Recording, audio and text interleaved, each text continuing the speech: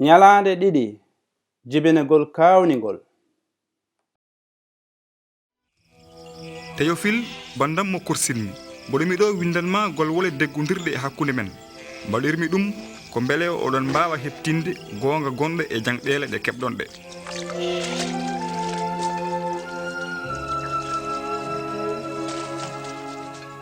Nde César Augusta ardi laamu Rome, nde Hérode mawɗo laami diwan Yude, Allah neli Jibriru e saare Galilée wiyetende Nasaret e mbomri gotiri biyetendi Mariama.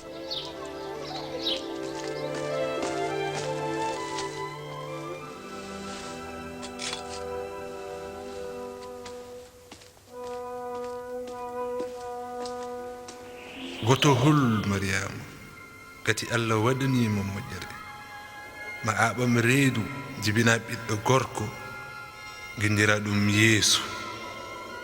holno ɗum wonirta komin mbomri? ma ruhu ceñiɗo jippoyama ɗum waɗi ɓinguel ceñiguel ngel jogorɗa jibinde ngel ma wiye bi Allah laamu makko gasata ha bada. Nden Mariama fayi wuro Yude woto to bandum hono Elisabeth tawi onne ko cowiɗo e kawisaji. Elisabeth Mariama bandam a barkinama e nder rewɓe fof te ɓiɗɗo mo cawɗa one kay barkinama ngati nde calminɗami nde ɓiɗɗo gonɗo e reedu am o dilli sababu nde weltare. fitandam teddini jomiraɗo manti ɗum kadi ɓerdam weltima Allah dandowam ko heddi hen ko yontaji fof noddirtam malaɗo.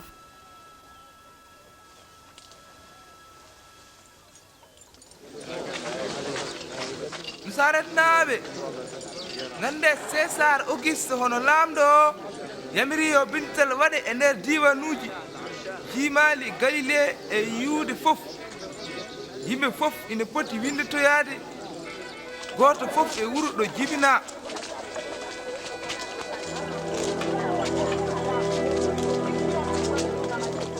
Tan Mariama fayi Bethléem e diwan Yude kañum e ƴamƴamo mum Yusufa ngam winditoyade.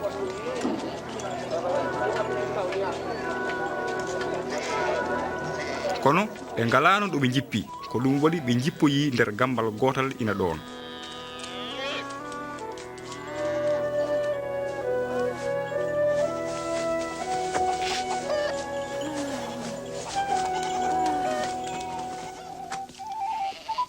o nokku ina watno aynannoɓe orle mumen jamma tan maleyka Allah feeñani ɓe darja jomiraɗo yayniɓe.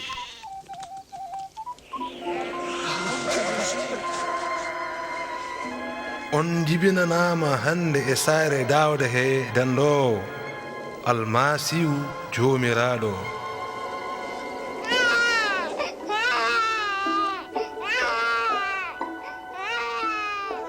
aynaɓe ɓe keñi ƴeewoyi tiggulel naɗo e jamnirgal o ko ɓen gadi jaynude linjila kabaru joom dandore o momri jibini o.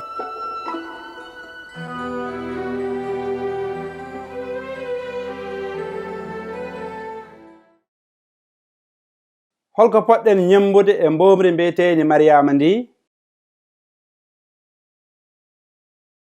holno aynaɓe ɓe jaabori? somi nani konngol Allah holko jaabotomi?